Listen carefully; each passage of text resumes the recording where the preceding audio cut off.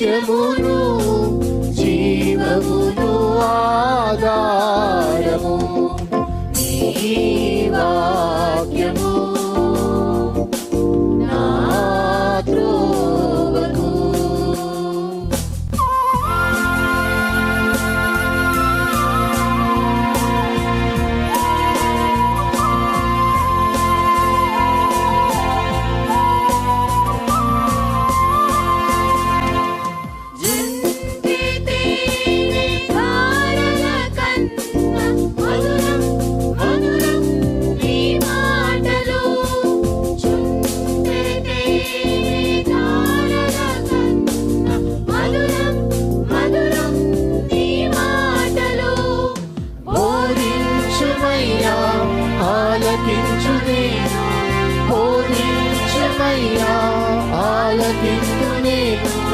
అనుసరింతునయ్యా ఆత్మశక్తితో, అనుసరింతునయ్యా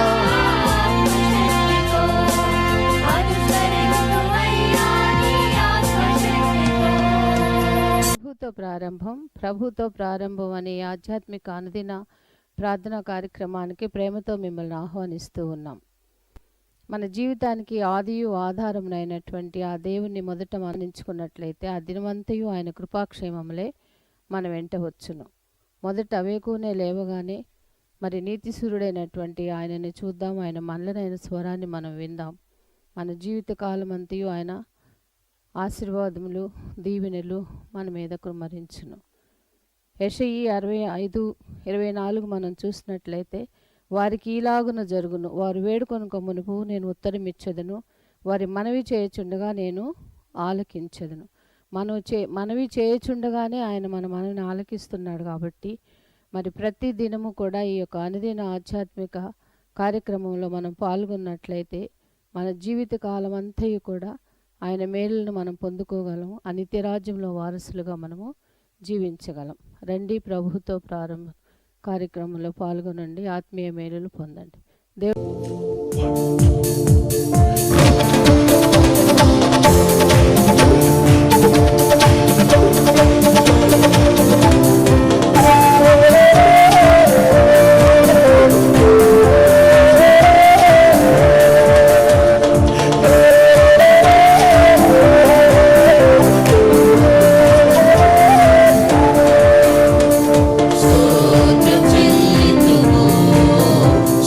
స్తోత్రం చెల్లింతుము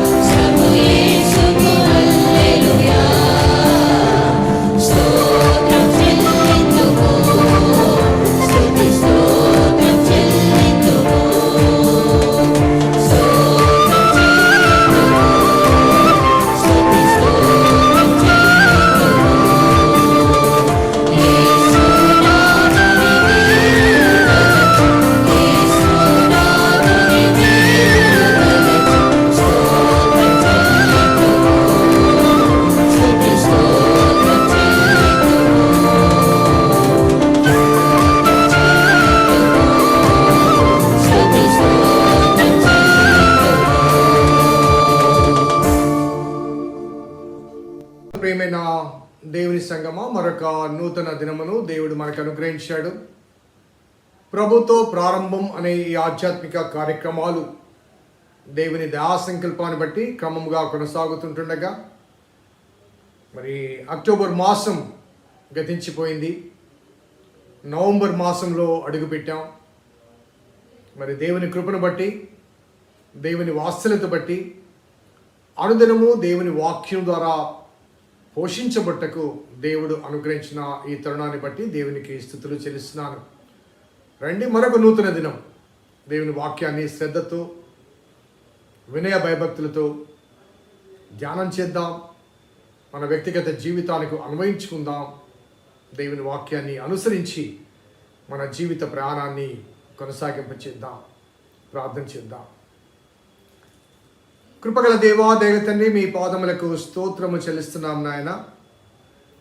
నీ ఉచితమైన దయా సంకల్పాన్ని బట్టి మమ్మల్ని ప్రేమించి మీరు అనుగ్రహించిన ఈ దివ్యమైన ఉపదేశాలు బట్టి స్తుతులు చెల్లిస్తున్నా.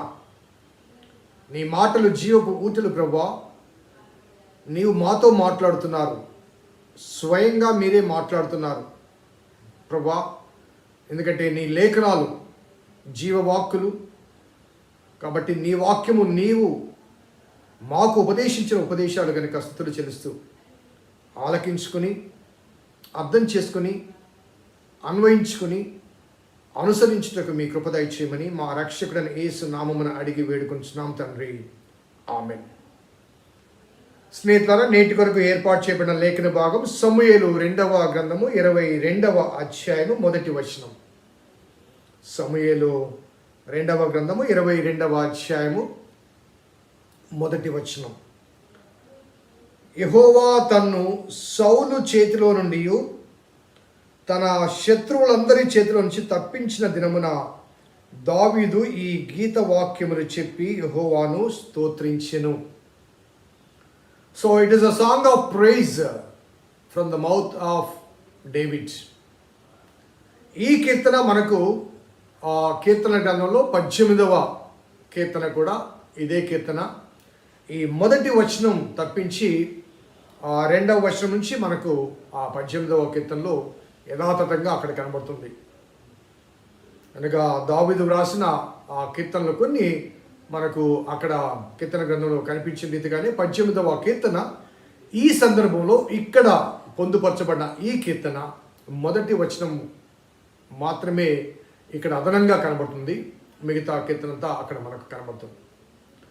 కాబట్టి ఈ మొదటి వచనాన్ని ఎందుకు నేను తీసుకోవడం జరిగిందంటే అక్కడ కనిపించని కీర్తన ఇక్కడ కనిపించిన మాట ఎందుకు తీసుకుందంటే ద కాంటెక్స్ట్, ఈ మాట ఈ వచనము సందర్భాన్ని స్పష్టంగా తెలియచేస్తుంది.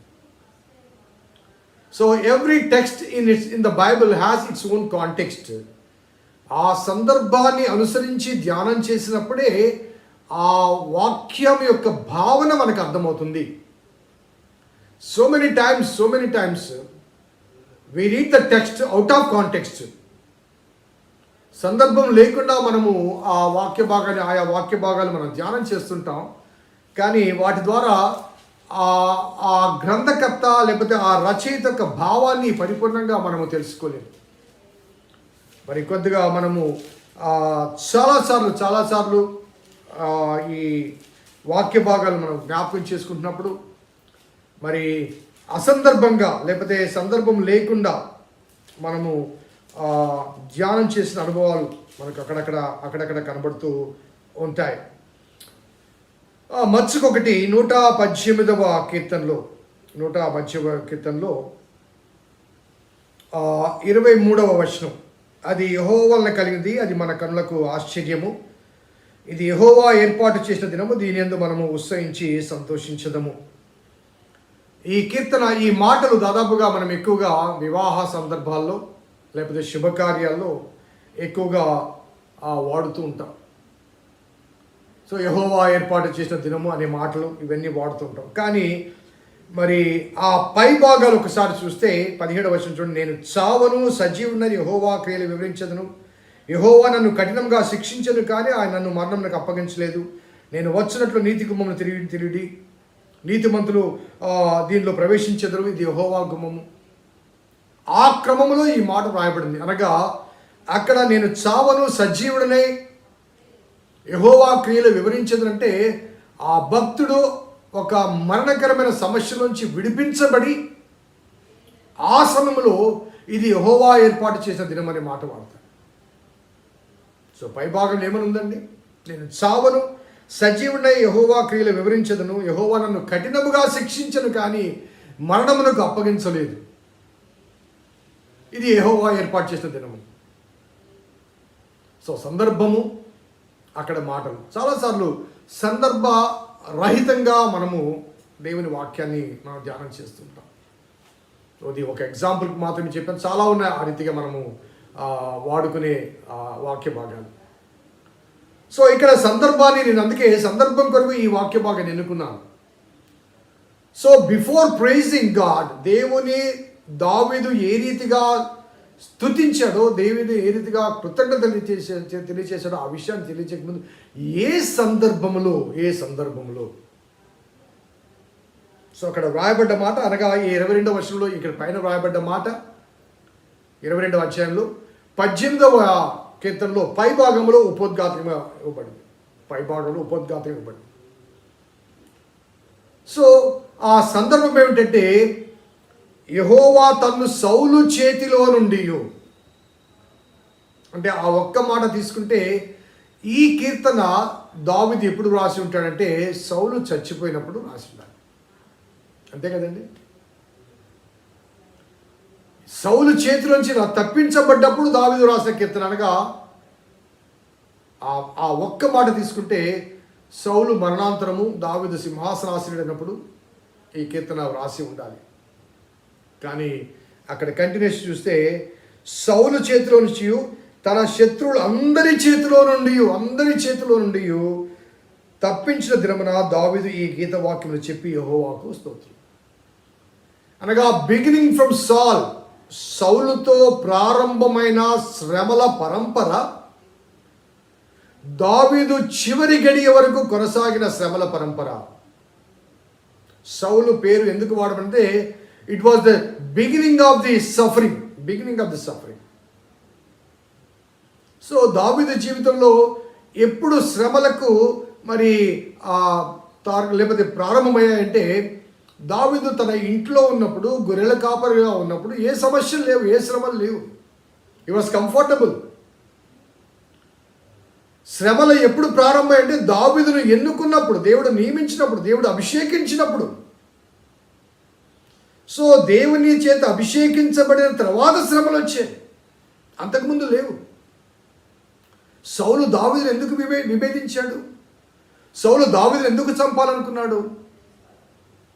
సో దావీదు సౌలు స్థానంలో దేవుని చేత అభిషేకించబడ్డానన్న వాస్తవాన్ని గమనించిన తర్వాత, దావీదు బ్రతికుంటే నాకు సింహాసనం ఉన్నది కాబట్టి దావీదును చంపాలనుకుంటాడు. సో దావీదు శ్రమల ప్రారంభం ఎప్పుడంటే దేవుడు అభిషేకించిన తర్వాత, లేకపోతే దేవుణ్ణి చిత్తానుసారంగా తన జీవితాన్ని ప్రారంభించిన తర్వాత. సో మన జీవితాల్లో కూడా దేవుని ఎరుగక ముందు శ్రమలు ఉండవు, ఉన్నా అంతగా అంత తీవ్రంగా ఉండవు. కానీ దేవునితో నడక ప్రారంభించిన తర్వాత శ్రమలు ప్రారంభమవుతాయి. యేసుప్రభువు వారు స్వయంగా చెప్పారు, ఎవరైనా నన్ను వెంబడించగోని ఎడలా తాను ఉపేక్షించుకొని, డినైయింగ్ యువర్ సెల్ఫ్, తన సిలువను ఎత్తుకుని ప్రతిదినము నన్ను వెంబడించాలి. Bearing your own cross, not the cross of Jesus. ఆ రోజుల్లో సిలువ అనేది ఒక దూషణతో సంబంధించింది, లేకపోతే ఆ సిలువ అనేది ఒక వ్యతిరేక భావన, నేరమైన ఘోరమైన నేరం చేసిన వారికి సిలువ వేసేవారు. సిలువ అనగానే ఒక రకమైన భయంకరమైన మరణం. ఈ రోజుల్లో సిలువ ఒక అలంకారం. గుడిలో కానీ, మెడలో కానీ, ఎక్కడ చూసినా ఒక అలంకారం అయిపోయింది, ఒక సింబల్ అయిపోయింది. Cross is not a symbol of happy journey. Cross is a symbol of suffering. నువ్వు సిలువ ధరించావు, లేకపోతే సిలువను మరి వేసుకున్నావు, మెడలో వేసుకున్నావు, లేకపోతే సిలువను వేసుకున్నావు అంటే దానికి కారణం ఏంటంటే you are accepting, or in other words you are inviting the suffering in your life, the journey of suffering. ఆలయంలో అలంకారం కొరకు, లేకపోతే ఆలయ పైభాగంన వెలగటానికి, లేకపోతే మెడలో మంగళసూత్రంలో కూడా సిలువ వేసుకుంటుంటాం. So cross has lost its meaning in the life of the Christians nowadays. Cross lost its meaning in every place. Cross means a suffering. So నన్ను వెంబడించగోరిన ప్రతిదినము తను తాను ఉపేక్షించుకొని తన సిలువను ఎత్తుకొని అనగా following Jesus is nothing but bearing a cross along with Jesus. యేసుతో పాటుగా మనము కూడా మన సిలువను ఎత్తుకొని వెంబడించాలి. సో దావీదు దేవుని చేత అభిషేకించబడిన ఆ క్షణము నుంచే శ్రమలు. అందుకే సౌలు చేతిలోంచి తప్పించబడిన తర్వాత స్తుతిస్తున్నారుగా, దేవుడు ఆ శ్రమను అనుమతించిన దేవుడు.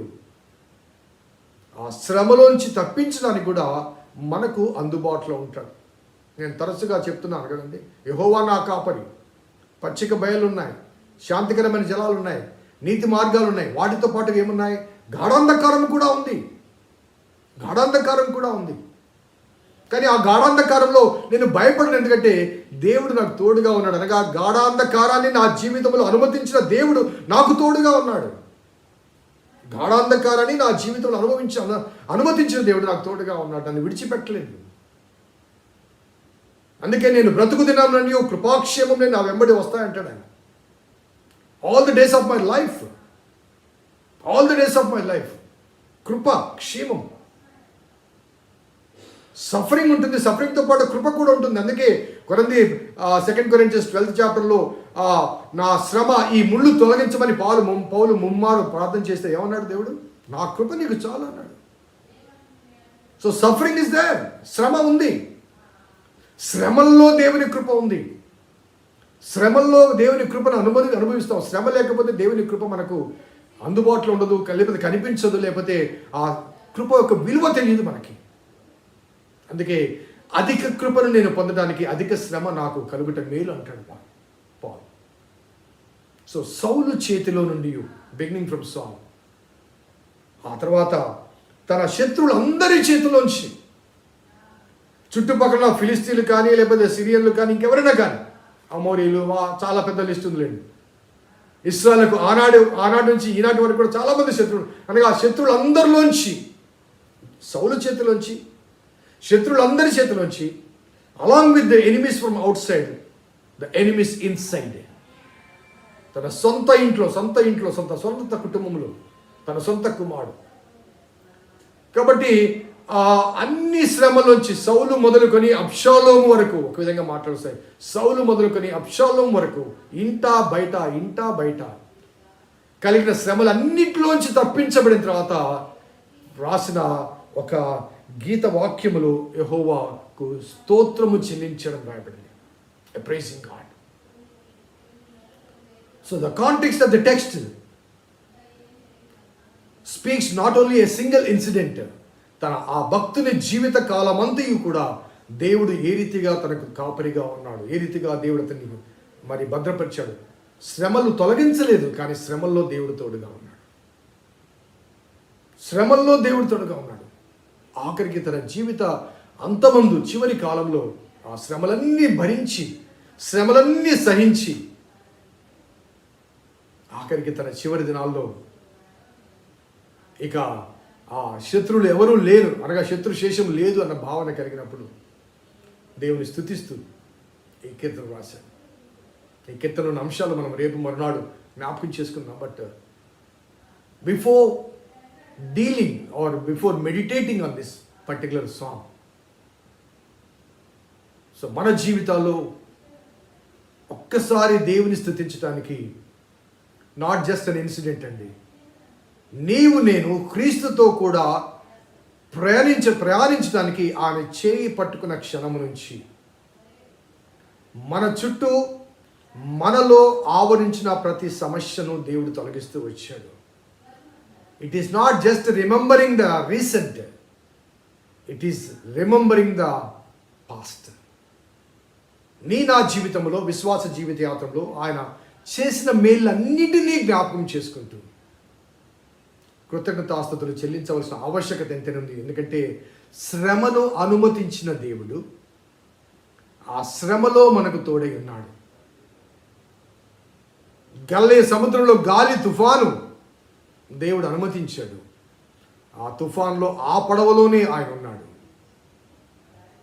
అల్ప విశ్వాసులు వారిని గమనించక భయపడ్డారు. అల్ప విశ్వాసులారా ఎందుకు సందేహపడ్డారు? నేనున్నాను కదా అన్నాడు. I'm with you, I'm with you. ఆయన పేరే ఇమ్మానుయేల్ అండి.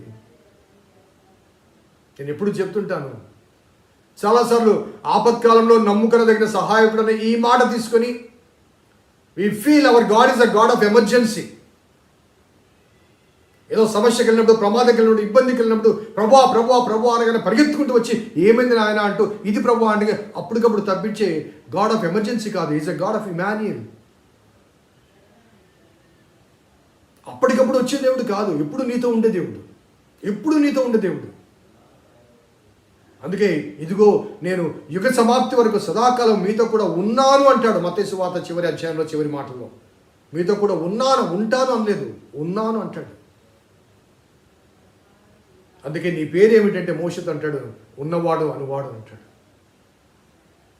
So in all seasons, in all circumstances, in all situations he is with us.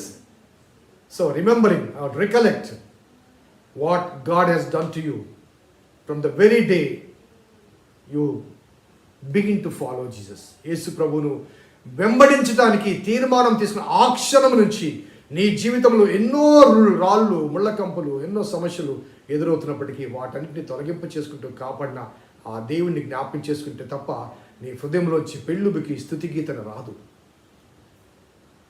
స్తుతి అర్పణలు రావు, స్తుతి ఆరాధన రాదు. ఒక మాటలో చెప్పాలంటే ఆయనతో నడక ప్రారంభించగానే నీ ముందు ఆయన నడుస్తుంటాడు. ఆయన విడిచిన అడుగులో నీ అడుగు వేసుకుంటూ, ఆయన పాదం మోపిన ఆ పాద ముద్రల్లో నీ పాదాన్ని మోపుకుంటూ, ఒకవేళ సమస్యలు బాధలుంటే ముందుగా ఆయన పాదాన్ని కుచ్చుకుంటాయి. ఆయన పాదం మోపిన ఆ స్థలంలో నీ పాదాన్ని మోపుకుంటూ ఆయనతో కలిసి ఆయన సిలువ ఆయన ఎత్తుకుండగా మన సిలువ మనం ఎత్తుకుని ప్రయాణం చేయడం.